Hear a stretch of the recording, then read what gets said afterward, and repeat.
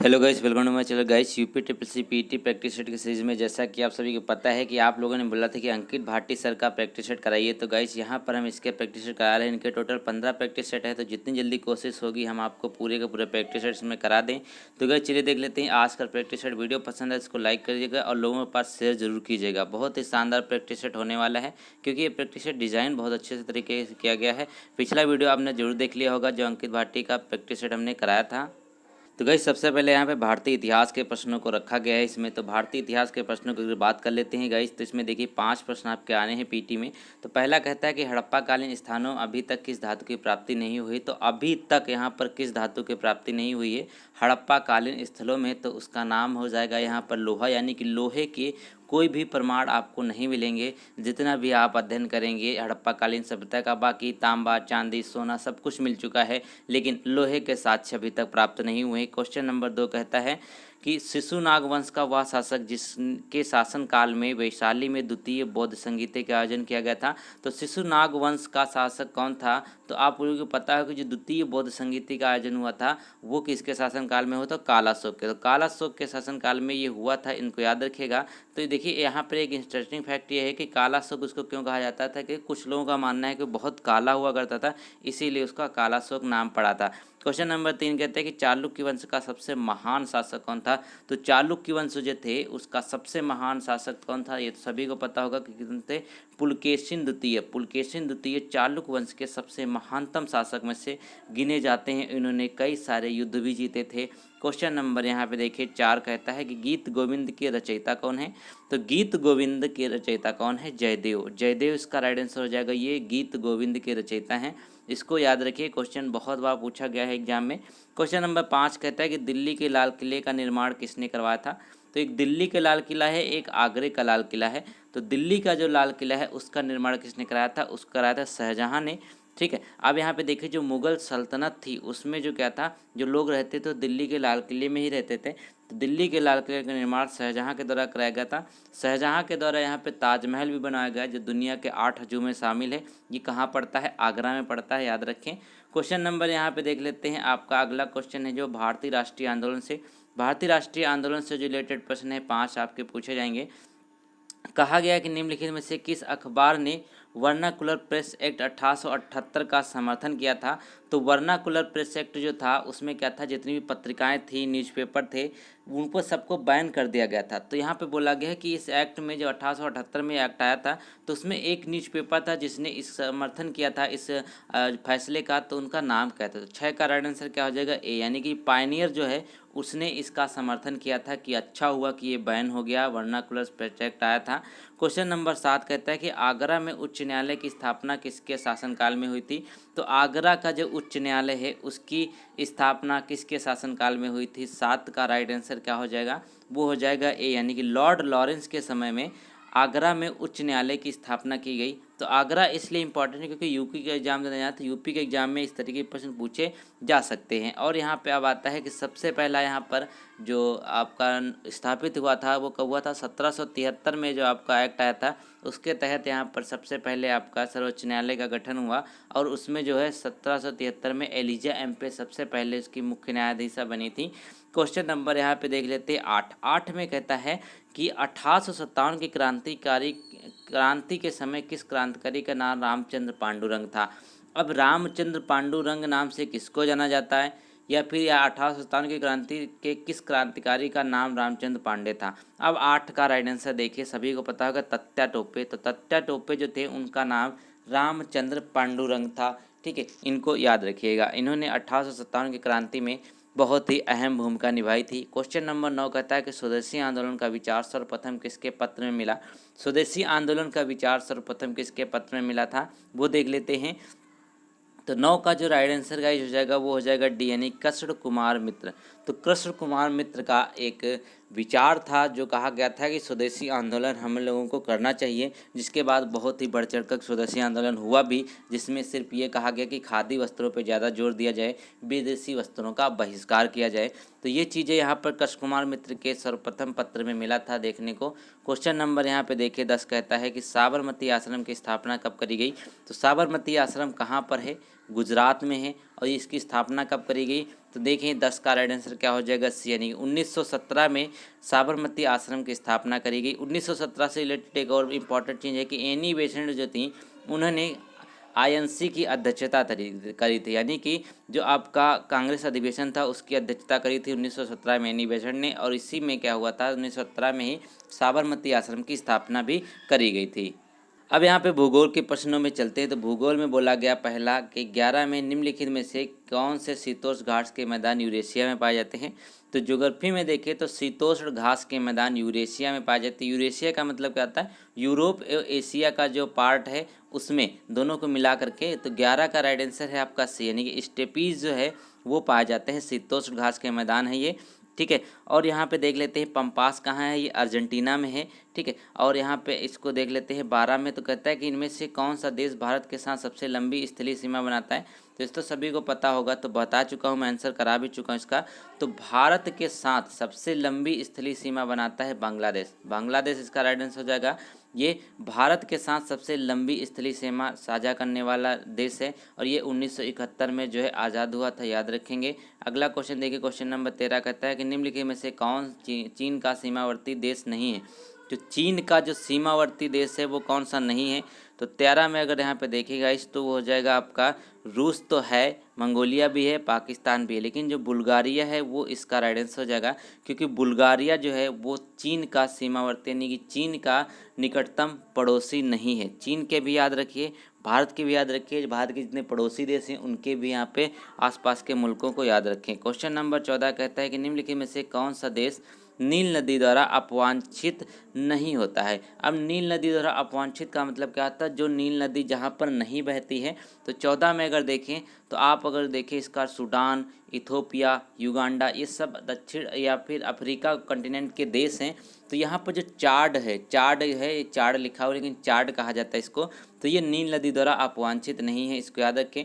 नील नदी जो विश्व की सबसे लंबी नदी के तौर पर जानी जाती है, इसको याद रखिएगा। क्वेश्चन नंबर 15 कहता है कि निम्नलिखित में से अपवाह क्षेत्र की दृष्टि से विश्व की सबसे लंबी नदी कौन सी है। देखिए आ ही गया ये क्वेश्चन, तो इसका राइट आंसर हो जाएगा नील, यानी कि विश्व की सबसे लंबी नदी नील है। अगर सबसे चौड़ी नदी की बात करते हैं, सबसे ज़्यादा जहाँ पानी होता है उसकी बात करते हैं, तो वो अमेजॉन नदी हो जाएगी। याद रखिए कहाँ पे है, ये ब्राज़ील में है। ये कहाँ है, ये अफ्रीका कंटिनेंट में है। क्वेश्चन नंबर यहाँ पे देखिए भारतीय अर्थव्यवस्था से प्रश्न। तो भारतीय अर्थव्यवस्था से आपके 5 प्रश्न हैं। जीएसटी परिषद का मुख्यालय कहाँ है, तो गुड्स एंड सर्विस टैक्सेस का फुल फॉर्म है।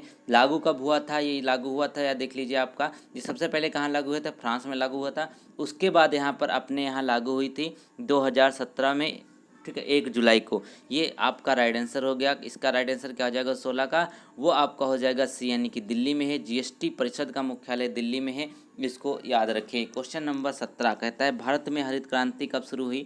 तो हरित क्रांति जो भारत में कब शुरू हुई, वो शुरू हुई थी 1966 से लेकर 1967 तक। सबसे ज़्यादा प्रभाव किस पे पड़ा था, सबसे ज़्यादा इसका प्रभाव पड़ा था गेहूं की फसलों पर, याद रखें। और पंजाब हरियाणा में सबसे ज़्यादा वहाँ पे इफेक्ट देखने को मिला था हरित क्रांति के समय। क्वेश्चन नंबर 18 कहता है कि सेंट्रल बैंक ऑफ इंडिया में पहले अध्यक्ष कौन है। तो सेंट्रल बैंक ऑफ इंडिया में सबसे पहले अध्यक्ष कौन थे, वो याद रखें। तो सेंट्रल बैंक ऑफ इंडिया के पहले अध्यक्ष जो बने थे वो थे फिरोज शाह मेहता। तो Firoz Shah Mehta central bank of India के पहले अध्यक्ष थे। क्वेश्चन नंबर यहाँ पे 19 कहता है कि नीति आयोग के वर्तमान सीईओ किसे नियुक्त किया गया है। तो नीति आयोग जो है 2015 में ये आया था और इसको आयोजना आयोग के स्थान पे लाया गया। इसके जो अध्यक्ष होते हैं वो आपके होते हैं प्रधानमंत्री, और इसके जो सीईओ हैं इस समय 19 का राइट आंसर हो जाए अमिताभ कांत, ठीक है, ये याद रखिएगा, ये इसके सीईओ हैं, इनको याद रखें। क्वेश्चन नंबर यहाँ पे 20 कहता है कि 1991 में भारतीय मुद्रा का क्या हुआ था। तो 1991 में भारतीय मुद्रा का क्या हुआ, 20 का राइट आंसर हो जाएगा सी, यानी कि उसका निर्गमन हुआ था। और यहाँ पे नोटबंदी कब हुई थी, हाल ही में, तो 2016 में हुई थी, याद रखें इसको, ठीक है। तो 1991 में भारतीय मुद्रा का निर्गमन हुआ था, ये भी याद रखिए। और यहाँ पे देखिए, यहाँ पे 1991 में क्या हुआ था, औद्योगिकीकरण हुआ था ठीक है। जैसे आपको कहते हैं एलपीजी यानी कि लिबरलाइजेशन, ग्लोबलाइजेशन, प्राइवेटाइजेशन, ये चीज़ें यहाँ पर करी गई थी। तो 1991 में इसका राइट आंसर हो जाएगा। क्वेश्चन नंबर अगला देखें।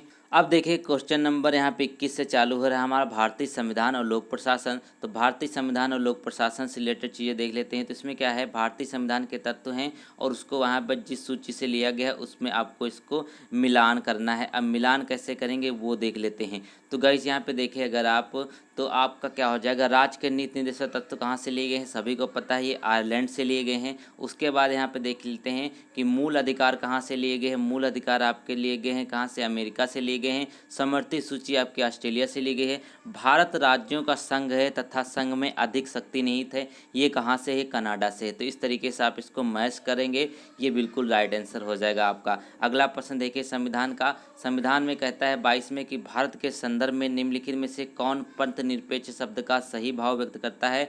तो बेसिकली पूछा गया है कि पंथ निरपेक्ष शब्द का मतलब क्या होता है। तो गाइस देखिए पंथ निरपेक्ष एक शब्द है जो जोड़ा गया था संविधान संशोधन 1976 में। 1976 में इसको जोड़ा गया, संविधान संशोधन 42वां था। तो उसके तहत इसका मतलब क्या होता है। तो 22 का राइट आंसर है आपका डी, यानी कि भारत में राज्य का कोई धर्म नहीं है। भारत में राज्य का कोई भी धर्म नहीं है। संविधान में यहाँ तक एक चीज़ मेंशन भी है कि आप किसी भी धर्म के हों, कोई भी धर्म आप उसका प्रचार प्रसार कर सकते हैं, किसी धर्म को आप पूज सकते हैं, किसी धर्म को आप जो है अपना सकते हैं। क्वेश्चन नंबर यहाँ पे देखिए 23 कहता है कि मूल अधिकारों से संबंधित विवाद निम्नलिखित में से कौन सा है। तो मूल अधिकारों से संबंधित जो विवाद है वो देखिए मोस्ट इम्पॉर्टेंट प्रश्न है। तो वो है गोलकनाथ बनाम पंजाब। तो गोलकनाथ बनाम पंजाब राज्य 1967 में ये एक विवाद है जिसको यहाँ पर बहुत ही प्रमुखता से लिया जाता है। तो याद रखें गोलकनाथ बनाम पंजाब राज्य सरकार, इसका राइट आंसर हो जाएगा 1967 में ये चालू हुआ था। ये भी डेट याद रखें। क्वेश्चन नंबर यहाँ पे 24 बहुत ही हलवा क्वेश्चन। लोकसभा की कार्यवाही आयोजित करने के लिए अपेक्षित गणपुत्री यानी कि जो आपका कोरम होता है वो कितना होता है। तो कोरम है वो कितना, 1/10वां भाग होता है। यानी कि लोकसभा में जितने सदस्य होते हैं जब तक 1/10 भाग लोग वहाँ पर उपस्थित नहीं होंगे तब तक लोकसभा की कार्यवाही चालू नहीं करी जा सकती है। क्वेश्चन नंबर यहाँ पे देखें आपका 25 कहता है आपका कि राज्य संघ और तथा राज्यों के मध्य वित्तीय संबंधों की विवेचना करी गई है। तो संघ तथा राज्यों के मध्य वित्तीय संबंधों की विवेचना किस अनुच्छेद के अंतर्गत करी गई है। 25 का राइट आंसर हो जाएगा अनुच्छेद 268 से 293 के अंतर्गत क्या किया गया है, संघ तथा राज्यों के मध्य वित्तीय संबंधों की विवेचना करी गई है। ये इसका राइट आंसर है। क्वेश्चन नंबर यहाँ पे अगली ओर देखें। अब क्या है, समान विज्ञान के प्रश्न। समान विज्ञान में आपके 5 प्रश्न हैं। बोला गया है कि विटामिन ए का जो स्रोत क्या होता है, यानी सर्वोत्तम स्रोत है विटामिन ए का, वो किस में पाया जाता है। 26 का राइट आंसर क्या है आपका डी हो जाए, यानी कोड लीवर ऑयल में विटामिन ए सबसे ज़्यादा पाया जाता है, इसको याद रखिएगा। 26 का राइट आंसर आपका डी है। अगले प्रश्नों की ओर चलें। तो दोस्तों यहाँ पे अगर 27 नंबर की बात करते हैं तो रक्तचाप में उच्चतम बिंदु कहलाता है। तो रक्तचाप जो होता है, जो ब्लड प्रेशर होता है, जो यहाँ पर उच्चतम बिंदु होता है उसको हम क्या कहते हैं, उसको कहते हैं हाइपरटेंशन। हाइपरटेंशन क्या होता है, यहाँ पर ब्लड प्रेशर जो बढ़ जाता है। क्वेश्चन नंबर यहाँ पे देख लेते हैं आपका कितना, इसकी जो वैल्यू कितनी होती है 120 से लेकर के यहाँ पर 80 तक होती है, ये भी पूछा जाता है। क्वेश्चन नंबर 28 कहता है कि कौन सा प्रदूषक घटक मानव के लिए सबसे अधिक हानिकारक है। तो इसमें से मानव के लिए सबसे अधिक जो हानिकारक घटक है वह कौन सा है। तो 28 का राइट आंसर हो जाएगा कार्बन मोनोऑक्साइड। कार्बन मोनोऑक्साइड इसका राइट आंसर हो जाएगा। ये प्रदूषक घटक मानव के लिए सबसे ज़्यादा हानिकारक माना जाता है। क्वेश्चन नंबर यहाँ पे देखिए 29 कहता है कि संहति और ऊर्जा के बीच किसने संबंध स्थापित किया था। तो संहति और ऊर्जा के बीच जो संबंध स्थापित किया था वो किया गया था किसके द्वारा, आइंस्टीन के द्वारा। तो आइंस्टाइन इसका राइट आंसर हो जाएगा। तो इनको यहाँ पर जो है संहति और ऊर्जा के लिए इनको जो है किया जाता है, याद किया जाता है। क्वेश्चन नंबर यहाँ पे 30 कहता है, 30 में कहता है कि टॉर्च में किस दर्पण का उपयोग किया जाता है। तो टॉर्च में किस दर्पण का उपयोग किया जाता है देखें। तो 30 का राइट आंसर क्या हो जाएगा आपका सी, यानी कि अवतल दर्पण का यूज़ किया जाता है जो आपकी टॉर्च होती हैं। ठीक है, ये इसका राइट आंसर हो जाएगा। अब तो कोई टॉर्च यूज नहीं करता, सब फोन की ही लाइट जलाते हैं। तो 30 का राइट आंसर क्या हो जाएगा, अवतल दर्पण। अगला क्वेश्चन यहाँ पे देख लेते हैं। तो गाइस यहाँ पे अगले प्रश्न जो है वो प्रारंभिक अंक गणित के हैं। तो गणित का लेवल बिल्कुल इसी प्रकार का आएगा, तो ये मत समझिएगा कि बहुत एडवांस लेवल का आएगा। तो यहाँ पे देख लेते हैं 31 में पहला प्रश्न क्या है, आपको यहाँ पे सिंप्लीफिकेशन का दिया हुआ है। तो ये बहुत ही आसान होते हैं, इसको आप अपने आप कर लीजिएगा, क्योंकि सिर्फ आपको यहाँ पे भिन्न को कन्वर्ट करना है। इसी तरीके से आप कैल्शियम ले लेके बस इसको सॉल्व कर लीजिएगा, बहुत आसान है। क्वेश्चन नंबर यहाँ पे 32 देखे तो कहता है कि 80 का 5% का 5%। तो 80 का 5% यहाँ पे निकालिए इस तरीके से, कि परसेंट का मतलब 100 होता है। तो नीचे रख देंगे, यहाँ पर 0 कट जाएगा, तो फिर 5 दूना 10 कट जाएगा, 2 चक्कू 8, तो 4 आ जाएगा। अब 4 का 5% क्या बोला है ना, 80 का 5%, फिर यहाँ पर 80 का 5% 4 हो जाएगा, फिर 4 का 5% कितना हो जाएगा, यही आपको निकालना है। तो इस तरीके से आप इसको निकाल लीजिए। तो अब इसको अगर आप काट देंगे तो आपका राइट आंसर क्या हो जाएगा, 32 का डी हो जाएगा। इनमें से कोई नहीं, क्योंकि यहाँ पर देखिए आपका ये कट जाएगा ना 5, ठीक है। अब यहाँ पे क्या 0 पॉइंट करके वैल्यू आएगी समथिंग, तो इनमें से कोई नहीं, इसका राइट आंसर हो जाएगा। क्वेश्चन नंबर 83 देखें तो बोला गया है कि 289 है, और यहाँ पे इस तरीके से वैल्यू दी है। तो देखिए यह भाग में है, तो इसको हम इस तरीके से लिख सकते हैं कि नहीं लिख सकते कि 289 बटे यहाँ पे √x लिख सकते हैं, बिल्कुल ले सकते हैं, क्योंकि ये भाग में है तो इधर इधर आएगा तो गुणा हो जाएगा, तो ये 1/5 हो जाएगा, बिल्कुल हो जाएगा। अब क्या करेंगे, इन दोनों को हम स्क्वायर कर देते हैं। दोनों को स्क्वायर करेंगे तो हमारी वैल्यू क्या आ जाएगी, दोनों को स्क्वायर करेंगे क्या 289 आ जाएगा केवल, क्योंकि इस पर रूट पहले से ही है, तो यहाँ पे हट जाएगा रूट। फिर यहाँ पे इसका कितना हो जाएगा, 1 का तो 1 ही होता है, 5 का कितना हो जाएगा 25 हो जाएगा। तो ये हो गया यहाँ पर। अब इसको हम यहाँ सॉल्व कर लेंगे, तो एक्स की वैल्यू क्या हो जाएगी 289 गुणे 25, ठीक है। ये 289 गुणे 25 हो जाएगी, तो इसकी वैल्यू कितनी आ जाएगी 72,025, 72,025 का राइट आंसर क्या आ जाएगा, ए आ गया। बहुत ही आसान सा प्रश्न था। क्वेश्चन नंबर यहाँ पे 34 देखे, 34 में कहता है कि 5 संख्याओं का औसत 27 है, तो हम इनका टोटल निकालेंगे। तो टोटल कैसे निकालते हैं, आप सभी को पता है कि 5 संख्याओं का औसत 27 है, तो योग कितना हो जाएगा। योग निकालने के लिए क्या करेंगे, अब योग कितना हो जाएगा 27 गुणे 5, तो 27 गुणे 5 कितना हो जाएगा आपका, वो तो सभी को पता है 135 हो जाएगा। अब यहाँ क्या बता है कि इनमें से एक संख्या निकाल दी जाए तो औसत 25 हो जाता है। अब एक संख्या अगर निकाल दी गई तो उसकी 5 संख्याएं थी, 4 बची, तो अब क्या करेंगे, औसत 25 हो गया, तब 25 गुणे 4 कर लेंगे, 25 गुणे 4 कर लेंगे, बिल्कुल सा, क्योंकि एक संख्या कम हो गई, औसत भी कम हो गया, तो ये हो जाएगा 100। अब बोला गया कि निकाली गई संख्या का औसत कितना होगा। अब निकाली गई संख्या क्या है ये पूछा गया, तो यहाँ 35 में से 100 घटा देंगे तो आपका 35 राइट आंसर आपका आ गया। देखिए कितने हलवा से प्रश्न है, तो 35 इसका राइट आंसर हो गया। अब यहाँ पे देख लेते हैं क्वेश्चन नंबर 35 ही कहता है कि 48 रूट यहाँ पर दिया हुआ है क्वेश्चन मार्क, फिर यहाँ पे 32 ये क्वेश्चन मार्क दिया। अब देखिए इसको हम कैसे करते हैं, इसको कैसे कर लगते हैं। अब यहाँ पे देख लेते हैं गाइस, इसमें क्या है, अब आप इसको देखिए, अगर हम इसको इसमें से माइनस कर देते हैं तो क्या हो जाएगा आपका 35, यहाँ पे 48 से 80 यदि हो 48 32 माइनस नहीं, इसको प्लस करना पड़ेगा। अब यहाँ पे देखिए जुड़ जाएंगे, तो यहाँ पे कितना हो जाएगा 80 √x हो जाएगा, बिल्कुल हो जाएगा, क्योंकि यहाँ पे देखिए जुड़ जाएंगे, रूट की वैल्यू यहाँ पे बराबर दी हुई क्वेश्चन मार्क है दोनों में। अब इक्वल टू 320 हो गया, इसको हो गया। अब क्या करेंगे, सिंपली आप करेंगे इसको क्या, अब 80 को हम उधर ले जाएंगे तो √x हो जाएगा 320/80 हो जाएगा। अब यहाँ पे इसको काट देंगे तो कितना हो जाएगा 8 चौके 32, तो √x इक्वल टू क्या आ जाएगा 4 आ जाएगा। अब यहाँ पे दोनों साइड इसका स्क्वायर कर देंगे, तो यहाँ पे x का स्क्वायर हट जाएगा और 4 का कितना हो जाएगा 16 हो जाएगा। तो x की वैल्यू 16 आ गई, तो यहाँ पे एक का राइट आंसर हो जाएगा 16। तो बहुत आसान था प्रश्न था। अब यहाँ पे अगले प्रश्नों की चलिए, अब ग्राफ की यहाँ पे बात करते हैं। तो यहाँ पे देखिए डी का पोर्शन है, डी का पोर्शन हम बाद में करते हैं, उससे पहले सारे के सारे प्रश्न देख लेते हैं। दोस्तों वीडियो पसंद आए तो इसको लाइक करिएगा और चैनल को सब्सक्राइब जरूर कीजिएगा, क्योंकि पूरे के पूरे प्रश्न यहाँ पे कराने वाले हैं, कोई भी प्रश्न आपको नहीं छूटेगा। तो उससे पहले क्या करते हैं, हम समान जागरूकता यानी कि जनरल अवेयरनेस के जो 10 प्रश्न आपके एग्जाम में आने हैं और करंट अफेयर के 10 आने हैं, उनको हम यहाँ पे कर लेते हैं जल्दी से।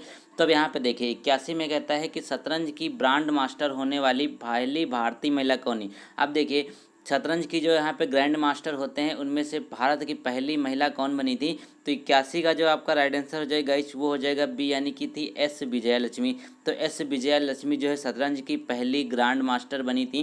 क्वेश्चन नंबर 82 कहता है निम्नलिखित में से कौन सी पुस्तक बेंजीरो भुट्टो के द्वारा लिखी गई। अब बेंजीरो भुट्टो कौन है, तो सभी को पता है बांग्लादेश की प्रधानमंत्री थी, ठीक है। बेंजीरो भुट्टो के द्वारा लिखी गई एक यहाँ पे पुस्तक कौन है, वो है daughter of the east. Daughter of the east जो है ये बेंजीरो भुट्टो की यहाँ पर एक पुस्तक है, ये लिखी गई है, तो इसको याद रखें, इंपॉर्टेंट है। क्वेश्चन नंबर 83 कहता है कि गोकुल पुरस्कार संबंधित है। गोकुल पुरस्कार जो है किस चीज़ से संबंधित है, तो इसका राइट आंसर हो जाएगा दुग्ध उत्पादन से। तो गोकुल पुरस्कार जो है वो दुग्ध उत्पादन से संबंधित रहता है, इसको याद रखें। क्वेश्चन नंबर यहाँ पे देखिए 84 कहता है कि ठाठे कड पक्षी अभ्यारण्य कहाँ पर स्थित है। तो ठाटे कड पक्षी अभ्यारण्य कहाँ पर स्थित है, 84 का राइट आंसर हो जाएगा केरला। केरला में जो है आपको पता है कि ठाटेगढ़ पक्षी अभ्यारण्य है, वहाँ पर एक पेरियार भी है, तो वो भी याद रखेंगे। ठीक है, ये इसका राइट आंसर होगा। तो 83 का क्या है का दुग्ध उत्पादन, 84 का केरल। क्वेश्चन नंबर 85 कहता है कि कृषि क्षेत्र में उत्पन्न होने वाली ग्रीन हाउस गैस कौन सी होती है। तो कृषि क्षेत्र में जो ग्रीन हाउस गैस होती है वो सबसे ज़्यादा कौन सी उत्पन्न होती है, 85 का राइट आंसर हो जाएगा सी, यानी कि कृषि क्षेत्र में नाइट्रस ऑक्साइड सबसे ज़्यादा निकलती है, इसको याद रखेंगे। और ये एक कौन सी है, ग्रीन हाउस इफेक्ट के लिए जिम्मेदार गैस है। तो सबसे ज़्यादा जो ग्रीन हाउस इफेक्ट के लिए जिम्मेदार गैस होती है वो होती है यहाँ पे CO2 यानी कि कार्बन डाइऑक्साइड। कार्बन डाइऑक्साइड क्या होती है, ये बहुत ही जो है गर्म करता है, पूरे पृथ्वी का टेम्परेचर इसकी वजह से बढ़ा है। क्वेश्चन नंबर यहाँ पे देख लेते हैं। अब यहाँ पे देखिए CO2 से रिलेटेड एक चीज़ फैक्ट बताता हूँ, ये सबसे ज़्यादा यहाँ पर किस में पाई जाती है, जो है ये आपको शुक्र ग्रह पर पाई जाती है, इसीलिए शुक्र ग्रह जो सबसे गर्म के ग्रह के नाम से भी जाना जाता है। क्वेश्चन नंबर देखिए 86 कहते हैं ग्रीस की मुद्रा क्या है। अब 86 में अगर बात कर लेते हैं ग्रीस की मुद्रा क्या है, यूरो हो जाएगी, क्योंकि देखिए जो यूरोप में जितने भी संघीय देश हैं, बहुत सारे देश हैं जिनकी सारी की सारी जो है उनकी करेंसी जो यूरो है। क्वेश्चन नंबर यहाँ पे देख लेते हैं 87 में। 87 कहता है कि यूनेस्को की स्थापना कब करी गई। अब यूनेस्को की जो स्थापना है वो कब करी गई, इसको देखें तो 87 में अगर हमें ध्यान से देखें तो कहता है कि 16 नवंबर 1945 में यूनेस्को की स्थापना हुई थी। 16 नवंबर 1945 में यूनेस्को की स्थापना हुई थी। तो याद रखिएगा, डेट भी याद रखिएगा 16 नवंबर, क्योंकि ऐसे आपको क्वेश्चन पूछा जा सकता है 1945, तो आपको पता होगा, आपको पता चलेगी डेट ही नहीं पता, मंथ ही नहीं पता, तो सबको याद रखना है। क्वेश्चन नंबर 88, प्रवासी भारतीय दिवस कब मनाया जाता है। प्रवासी भारतीय दिवस मनाया जाता है 9 जनवरी को। 9 जनवरी इसका राइट आंसर हो जाएगा।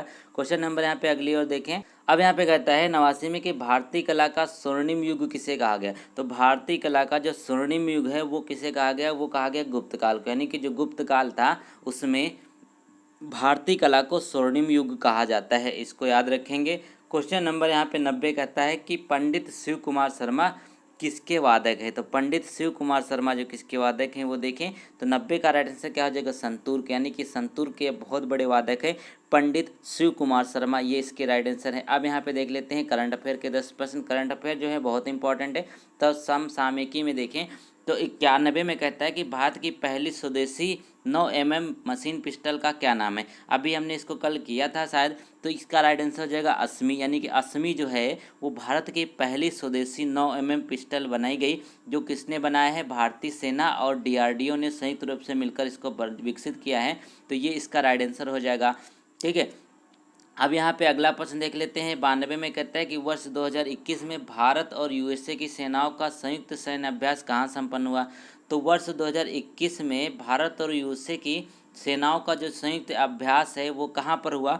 92 का राइट आंसर सी, यानी कि राजस्थान में इसका जो है संयुक्त अभ्यास किया गया अमेरिका और भारत की तरफ से। क्वेश्चन नंबर यहाँ पे 93 कहते हैं किस भारतीय महिला को UN military gender advocate award 2019 मिला। तो देखिए एक भारतीय महिला है जिनको UN military gender advocate award 2019 से सम्मानित किया गया था, उनका नाम था सुमन गोवनी। सुमन गोवनी, ये याद रखिएगा, मोस्ट इंपॉर्टेंट प्रश्न है, क्योंकि ये देखिए संबंधित किस चीज़ से, UN military gender advocate award से। क्वेश्चन नंबर यहाँ पे अगला देखें 94 और 95 देखें तो कहता है 94 में कि निम्नलिखित में से किसे शांति रक्षक UN प्रतिष्ठक पदक से नवाजा गया। अब ये भी इम्पॉर्टेंट है, तो क्या हो जाएगा, शांति रक्षक UN प्रतिष्ठक पदक से नवाजा गया। तो इसके राइट आंसर कौन हो जाएगा। 94 में देखिए इनमें थे युवराज सिंह, मूलचंद यादव और माइकल पिकार्डो, यानी कि इन तीनों लोगों को इससे नवाजा गया। तो इसका राइट आंसर क्या हो जाएगा, उपयुक्त तो सभी, ये इसका राइट आंसर है। क्वेश्चन नंबर 95 कहता है केंद्रीय तंबाकू अनुसंधान केंद्र किस नदी पर स्थित है। तो केंद्रीय तंबाकू अनुसंधान दिवस जो है और केंद्र जो है वो किस नदी पर है, उसको याद रखिए। तो 95 का हो जाएगा ए, यानी कि ये गोदावरी नदी पर स्थित है केंद्रीय तंबाकू अनुसंधान केंद्र। क्वेश्चन नंबर यहाँ पे देखिए 96 कहता है कि युवा लेखकों को सलाह देने हेतु प्रधानमंत्री की योजना किस मंत्रालय की। तो युवा लेखकों को सलाह देने हेतु प्रधानमंत्री की योजना किस मंत्रालय की है? तो यहाँ पे 96 का राइट आंसर है आपका सी, यानी कि शिक्षा मंत्रालय की यह योजना है।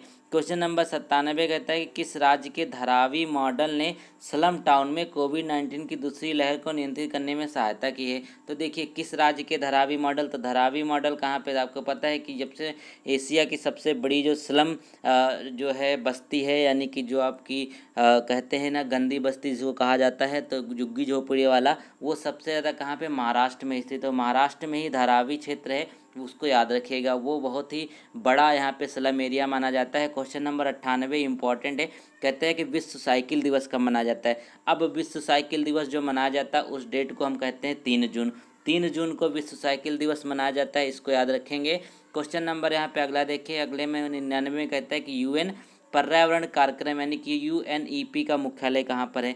अब देखिए जो आपका यूएन पर्यावरण कार्यक्रम यूएनईपी का मुख्यालय कहाँ पर है वो देख लेते हैं। तो 99 का राइट आंसर हो जाएगा केन्या। केन्या में आपका यूएनईपी जो इसका फुल फॉर्म होता है, ठीक, यूनाइटेड नेशन पर्यावरण कार्यक्रम, तो ये इसका इन्वायरमेंटल प्रोग्राम कह सकते हैं इसको इंग्लिश में, तो ये इसका राइट आंसर हो जाएगा बी, केन्या। क्वेश्चन नंबर यहाँ पे अगला देखिए 100 कहता है कि तंबाकू नियंत्रण के प्रयासों से डब्ल्यूएचओ ने किसे सम्मानित किया? तो डब्ल्यूएचओ ने सम्मानित किया है वो तंबाकू नियंत्रण के प्रयासों है, तो वो व्यक्ति हैं यहाँ पर 100 का सी, यानी कि डॉक्टर हर्षवर्धन को इससे सम्मानित किया गया। ठीक है, तो याद रखिएगा डॉक्टर हर्षवर्धन को तंबाकू नियंत्रण के प्रयासों है डब्ल्यूएचओ के द्वारा सम्मानित किया गया। डब्ल्यूएचओ का मुख्यालय कहाँ पर है? वो जिनेवा में है। अगले क्वेश्चनों की ओर चलें। तो गाइस समान हिंदी के आपके 5 प्रश्न पूछे जाने हैं इस पेपर में। तो समान हिंदी के देख लेते हैं। तो इसमें बोला है टूक टूक में समश्रुत भिन्नार्थक शब्द कौन से हैं? तो टूक और टूक का जो मतलब क्या है वो देख लेते हैं। तो 56 का यहाँ पे अगर राइट आंसर देखेगा इस, तो इसमें हो जाएगा आपका सी, यानी कि टूक का मतलब थोड़ा होता है और टूक का मतलब होता है टुकड़ा, तो ये इसका राइट आंसर हो जाएगा। क्वेश्चन नंबर यहाँ पे देख लेते हैं 57 कहता है कि निम्नलिखित में से कौन सा वाक्य अशुद्ध है? तो इसमें जो अशुद्ध वाक्य है वो कौन सा लिखा है? तो 57 पे अगर ध्यान से देखें, कहता है कि तुम तुम्हारे घर चले जाओ। देखिए यहाँ पे ये बिल्कुल गलत लिखा हुआ है। पहला यहाँ पे है कि तुम्हारे माता पिता क्या करते, ये भी सही है, अपनी बात धीरे से कही, ये भी सही है, गर्मियों की एक बात सुनाता, ये सही है। तो गलत कौन सा इसमें लिखा है? मैं तुम्हारे घर चले जाओ या तुम तुम्हारे घर चले जाओ, ये दोनों गलत इसी तरीके से लिखा जाएगा। क्वेश्चन नंबर अगला देखें। क्वेश्चन नंबर 58 कहते हैं कि संदेश राशक के रचयिता कौन है? तो संदेश राशक ये किसकी कृति है, ये इसके रचयिता कौन है? तो 58 का राइट आंसर क्या हो जाएगा? वो हो जाएगा बी, यानी कि अब्दुल रहमान। अब्दुल रहमान जो है संदेश राशक के रचयिता है, इनको याद रखें।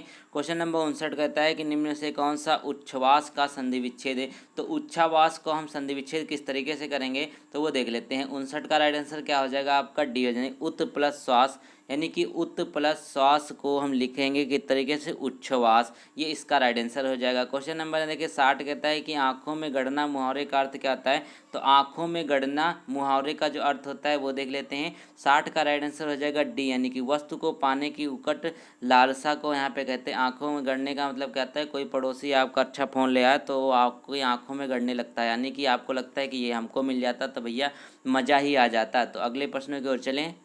तो गाइस अब क्या है, अब रीजनिंग के 5 प्रश्न लेते हैं। तो रीजनिंग के 5 प्रश्नों में देखें तो आप कहता है कि एक दिन में घड़ी की सुइयां आपस में कितनी बार मिलती हैं? देखिए ये प्रश्न बहुत इंपॉर्टेंट है, तो इसको मैंने आपको पहले बताया था कि इसको आप रट लीजिए। तो इसका जो राइट आंसर हो जाएगा 76 का, वो आपका आएगा डी, यानी कि टोटल जो है आपकी 24 बार, एक दिन में 24 बार आपकी जो सुइयां है घड़ी की वो आपस में मिलेंगी, इसको याद रखेंगे। क्वेश्चन नंबर यहाँ पे देख लेते हैं 77 कहता है किसी कूट भाषा में प्रोनाउंस को इतना लिखा जाता है, प्रीवियस को इससे लिखा जाता है, सर्च को क्या लिखा जाएगा? अब प्रोनाउंस में देखिए टोटल इसमें कितने हैं? 9 हैं, तो 9 का स्क्वायर कितना हो जाएगा? 81 हो जाएगा। तो प्रीवियस में टोटल कितना है? प्रीवियस में टोटल 8 लेटर है, तो 8 का स्क्वायर किया गया 64 हो गया। अब यहाँ पे सर्च में देख लेते हैं, तो सर्च में कितने हैं टोटल वो देखिए। तो सर्च में टोटल कितने लेटर हैं? 6 लेटर हैं, तो 6 का अगर स्क्वायर करेंगे तो कितना आ जाएगा? 36 आ जाएगा। ठीक है, तो ये आपका राइट आंसर सी हो जाएगा। बहुत आसान था। क्वेश्चन नंबर यहाँ पे देखिए, अब कहता है कि इसका सार्थक क्रम बनाना है। सार्थक क्रम का मतलब क्या है? पहले कौन उसके बाद, यही वाला आपका पैटर्न में चलेगा। तो 78 में अगर देखेंगे इस, तो इसका क्या हो जाएगा? सबसे पहले क्या आएगा? बीज बोया जाएगा, फिर क्या होगा? वो अंकुरित होगा, फिर क्या होगा? वो पेड़ बनेगा, फिर इसमें फूल आएंगे, फिर फल आएंगे, यानी कि आपको सार्थक क्रम में पहले से दिया हुआ है। तो इसका क्या हो जाएगा? 1 2 3 4 5, ये इसका सार्थक क्रम है, इसको याद रखेंगे। अगले प्रश्नों की ओर चलें। तो इसमें कथन और निष्कर्ष का एक प्रश्न देख लेते हैं। तो कहता है कि सभी कुत्ते बिल्ली हैं, सभी कुत्ते जो हैं वो बिल्ली हैं। ठीक है, इस तरीके से इसका फिगर बनेगा। अब कहता है कुछ बिल्ली जो है चूहे हैं, तो कुछ बिल्ली को यहाँ पे हम चूहा बना देते हैं। ये हो गया हमारा फिगर। अब कहता है कि कुछ चूहे कुत्ते हैं, तो कुछ चूहे जो हैं वो कुत्ते हैं। बिल्कुल ऐसा नहीं कहा गया, क्योंकि कुछ बिल्ली जो है वो चूहे हैं, तो ऐसा नहीं होगा। क्वेश्चन नंबर 2 कहता है कुछ बिल्ली कुत्ते हैं, कुछ बिल्ली जो है कुत्ते हैं, क्योंकि सभी कुत्ते जो हैं बिल्ली हैं, तो कुछ बिल्ली कुत्ते भी होंगे। तो इसका केवल 2 यानी अनुसरण करेगा, यानी कि केवल निष्कर्ष 2 निकलता है। ऑप्शन नंबर 20 का सही होगा। क्वेश्चन नंबर 80 कहता है कि निम्नलिखित में से भिन्न का चयन करें। अब इसमें देखिए भिन्न का चयन करने पे क्या होगा, इसमें अब क्या हो जाएगा, आपका 80 का जो राइट आंसर है वो आपका सी हो जाएगा, यानी कि पीला। क्यों? क्योंकि यहाँ पे ये सब पूरे प्राथमिक रंग है, यानी कि प्राथमिक रंग जो होते हैं उनमें आपको लाल, हरा, नीला, लेकिन यहाँ पे पीला रंग जो है प्राथमिक रंग में नहीं आता है, सेकेंडरी रंग में आता है। तो ये इसका राइट आंसर हो जाएगा 80। क्वेश्चन नंबर यहाँ पे अगला देख लेते हैं। अगले में क्या है गाइस, अब इंग्लिश के प्रश्नों पे नजर। तो गाइस इस प्रैक्टिस सेट में क्या है, 3 आपको यहाँ पे दिए हुए हैं, कौन सी मीनिंग इसमें सही लिखी हुई है, बाकी यहाँ पर एक आपको पैसेज दिया हुआ है। एग्जाम में क्या आएगा किसी को नहीं पता है, कि इंग्लिश में सिर्फ पैसेज आएगा या 1-2 ग्रामर के भी आएंगे। चलिए हम कर लेते हैं। तो 71, 72, 73 में देखिएगा इसमें से कौन सा सही लिखा हुआ है। तो यहाँ पे अगर देखिए आपका जो फुलफिल है ये आपकी सही यहाँ पे लिखी हुई स्पेलिंग। और 72 में अगर देखिए 72 का जो आपका राइट आंसर है वो क्या हो जाएगा, बी, यानी कि आपकी जो जीनियोलॉजी है वो इस तरीके से यहाँ पे लिखा जाएगा, ये यहाँ पर सही है। क्वेश्चन नंबर 73 की अगर बात कर लेते हैं गाइस, तो 73 में अगर देखें आप 73 में क्या लिखा हुआ है सही, वो लिखा है डिफेंडेंट, यानी कि ये डिफेंडेंट जो है बिल्कुल सही लिखा हुआ है। क्वेश्चन नंबर आप देखें पैसेज, पैसेज में क्या है, आप इस पैसेज को पढ़िए, वीडियो पॉज करके 2 मिनट का काम है, जल्दी से इस पैसेज को पढ़ लीजिए, फिर इसके हम आगे यहाँ पे चलते हैं।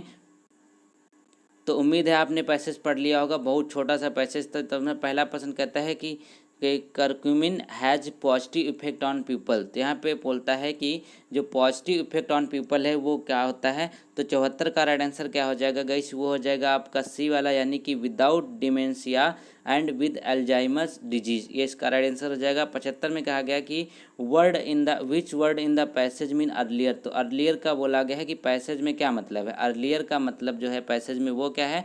तो 75 का राइट आंसर क्या हो जाएगा, डी, यानी कि प्रीवियसली, यानी कि अर्लियर का मतलब होता है प्रीवियसली। ये इसका मीनिंग दिया हुआ है इसमें, ये इसका राइट आंसर हो गया। अब यहाँ पे देते चलते हैं अगले प्रश्नों की ओर। गाइज अब यहाँ पे हम करते हैं अपठित हिंदी गद्यांश का विवेचन और विश्लेषण। तो गद्यांश के आपके यहाँ पे 10 नंबर का आना है, यानी कि टोटल 2 पैसेज आपके आएंगे एग्जाम में, एक 5 नंबर का, दूसरा भी 5 नंबर का। अब जैसे ये पहला पैसेज इसमें दिया हुआ है कि अतीत काल में लोग स्वस्थ हुआ करते थे, इससे रिलेटेड ये पैसेज है। तो इस पैसेज को वीडियो पॉज करके पढ़ लीजिए, क्योंकि यहाँ पे देखिए पूरा अगर आप प्रैक्टिस कर रहे हैं तो पूरा ही कीजिए, इसको छोड़िएगा मत। तो चलिए इसको आपने उम्मीद है पढ़ लिया होगा, बहुत छोटा सा पैसेज था। अब यहाँ पे कहता है इसका प्रश्न कि आज यह बदल गया है, यह शब्द का तात्पर्य क्या है। तो आज यह बदल गया, यह किस चीज़ से रिलेटेड है। तो आपको यहाँ पे पता होगा 61 में अगर यह का मतलब दिया है वह है भोजन, क्योंकि हम पैसेज जो है पूरा भोजन के बारे में ही देखने को मिला है। क्वेश्चन नंबर कहता है 62 में कि बर्गर, पिज़्ज़ा, चिप्स को कहा जाता है। तो बर्गर, पिज़्ज़ा, चिप्स को क्या कहा जाता है, वो तो सभी को होता है, इनको फास्ट फूड कहा जाता है, जो नुकसानदायक होते हैं लेकिन खाते सब लोग बहुत अच्छे से हैं। क्वेश्चन नंबर यहाँ पे 63 कहता है कि इस अनुच्छेद के माध्यम से लेखक हमें बताना चाहता है कि, इस अनुच्छेद के माध्यम से जो लेखक हमें बताना चाहता है वो हो जाएगा आपका सी, यानी कि फास्ट फूड स्वास्थ्य के लिए अच्छे नहीं होते हैं। यही चीज़ तो पैसेज में बताई गई है बिल्कुल। क्वेश्चन नंबर 64 कहता है कि शब्द मोटापाग्रस्त का मतलब क्या होता है। अब मोटापाग्रस्त का जो मतलब है वो देख लेते हैं। तो 64 का यहाँ पर जो राइट आंसर हो जाएगा गाइस वो हो जाएगा आपका डी, यानी कि बहुत मोटा, इसका राइट आंसर हो गया। क्वेश्चन नंबर यहाँ पे देखिए 65 कहता है कि पुराने ज़माने में लोग स्वस्थ होते थे क्योंकि। तो पुराने ज़माने में लोग स्वस्थ होते थे, उसकी एक वजह होती थी, वो देख लेते हैं। इसका अगला वो हो जाएगा कि वे घर पे बना ताज़ा खाना खाते थे, लेकिन आज की तरह नहीं कि वहाँ पर रखा हुआ खाना खाएं। तो ताज़ा खाना घर पे वो खाते थे, इसीलिए वो स्वस्थ रहते थे। अब क्वेश्चन नंबर यहाँ पे देखिए गद्यांश 2 पूछा गया। गद्यांश 2 में बोला गया कि हमारी पृथ्वी की लगभग 2/3 सतह जो है महासागरों के जल से ढकी हुई है। तो ये पैसेज इसको जल्दी से पढ़िए, वीडियो पॉज करके, छोटा सा पैसेज आप 2 मिनट में पढ़ लेंगे। तो उम्मीद है आपने वीडियो पॉज करके पढ़ लिया होगा। अब देखिए 66 में कहता है कि हिमालय भी इन महासागरों में पूरी तरह डूब सकता है का अर्थ क्या है? तो हिमालय भी इन महासागरों में पूरी तरह से डूब जाएगा, तो इसका अर्थ जो है वो हो जाएगा, यानी कि हिमालय की ऊंचाई से महासागर की गहराई अधिक है। ठीक है, हिमालय की ऊंचाई जो है आपकी 8,848.86, वो क्या है, इससे नीचे जो गहराई है हिमालयों की इससे ज़्यादा है, यानी कि जो सागर होते हैं इससे ज़्यादा गहरे होते हैं। क्वेश्चन नंबर 67 कहता है कि स्थल पर पौधे, पशु तथा मानव हैं, महासागर में हैं। तो देखिए 67 का जो राइट आंसर हो जाएगा बी, पौधे और पशु। तो महासागर में क्या होते हैं, उसमें भी पौधे हैं, उसमें भी पशु हैं, लेकिन बस क्या है, वहाँ पे मनुष्य नहीं होते। क्वेश्चन नंबर 68 कहता है कि मूंगे क्या है? मूंगे जो होता है वो क्या होते हैं? तो 68 का राइट आंसर क्या हो, सी, यानी कि वो पशु होते हैं, एक जीव होते हैं जो आपके समुद्र वगैरह में पाए जाते हैं। तो सारा कुछ पैसेज आपको सिर्फ बायोडाइवर्सिटी पर दिया हुआ, बहुत आसान सा पैसेज है। 69 में कहता है कि महासागर एक प्रकार का अजायब घर है क्योंकि इसमें, तो महासागर एक प्रकार का अजायब घर है क्योंकि इसमें क्या चीज़ें होती हैं? तो 69 का राइट आंसर क्या है, अजीब आकृतियों और रंगों के प्राणी है। तो इसके अंदर जो है अजीब आकृतियों और रंगों के प्राणी बहुत ही ज़्यादा यहाँ पर जो है चीज़ें पाई जाती हैं समुद्र के अंदर। क्वेश्चन नंबर कहता है इस गद्यांश का सबसे अधिक उपयुक्त शीर्षक क्या होगा? तो इसका उपयुक्त शीर्षक जो है वो देख लेते हैं। 70 क्या हो जाएगा आपका, सी, यानी कि महासागरों का संसार हो जाएगा, क्योंकि पूरा पैसेज क्या हमको देखने को मिलता है इसमें कि महासागरों का संसार के बारे में बात कर रहा है कि उसके चीज़ें अंदर क्या है, इसमें कैसे क्या है। तो वो यहाँ पर इसका राइट आंसर हो गया। अब अगले प्रश्नों की ओर चलें। तो गाइस यहाँ पे आपका बचा हो, आपका यहाँ पे 80% हमने आपको करा दिया। अब आपका डीआई का सेक्शन बचा है। डीआई के 20 प्रश्न आपको आने हैं, मोस्ट इंपॉर्टेंट प्रश्न है और बहुत ही आसान है, तो 20 में से 20 इसको कर सकते हैं। तो गाइस देखिए, जैसा कि पहले यहाँ पर दिया हुआ है कि मांग को यहाँ पर इस तरह दिखाया गया है और उत्पादन को यहाँ पे ब्लैंक से दिखाया गया है। अब इसका पहला प्रश्न देख लेते हैं कैसे है। तो बोला गया है कंपनी और कंपनी बी की कलर टीवी की मांग में कितना अंतर है। तो यहाँ पे टीवी का यहाँ पर डाटा दिया हुआ है। तो कंपनी ए और कंपनी की बी की बात कर लेते हैं। देखिए कंपनी ए में आपका कितना है, 3,000 है इसकी मांग, और यहाँ पे बी में कितना है, 600 है। तो 3,000 600 के बीच में डिफरेंस ही तो पूछा है, तो डिफरेंस कितना हो जाएगा, 2400 इसका राइट आंसर हो जाएगा। बिल्कुल 2400 डिफरेंस है आपका कंपनी और कंपनी बी में, तो इसका राइट आंसर हो गया सी। क्वेश्चन नंबर यहाँ पे देख लिए 37 कहता है कि कंपनी ए की तुलना में कंपनी बी के कलर टीवी की मांग में कितने % की कमी आई। अब देखिए यहाँ पे कंपनी ए के और बी के मांग में देख लेते हैं। तो ए में देखिए कितना था, 3,000 था और यहाँ पे 600 था। तो 3,600 का डिफरेंस कितना आ जाएगा, 2400 हो जाएगा। उसके बाद यहाँ पे नीचे रख देंगे 3,000, उसके बाद यहाँ पे गुणा कर देंगे क्योंकि यहाँ पे कमी ही तो पूछा गया है। इसको काट देंगे तो आपका राइट आंसर बिल्कुल सामने आपके आ जाएगा।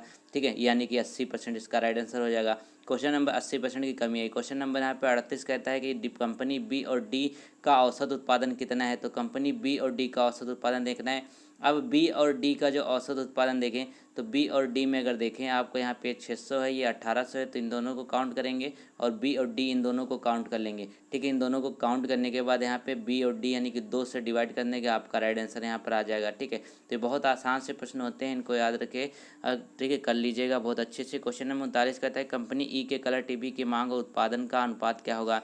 ठीक है, तो कंपनी ई के कलर टीवी की मांग और उत्पादन का देख लेते हैं। अब देखिए कंपनी ई के कलर टीवी की मांग और उत्पादन, अब मांग कितनी है यहाँ पर 3300 है, उत्पादन इतना है, तो 3300 अपान कितना रख देंगे 3300, यहाँ पे अनुपात निकालना है 2200 हो जाएगा। तो यहाँ पे 0 जो कटेगा 11 दूनी 22, 11 33, यानी कि 3:2 इसका राइट आंसर हो जाएगा।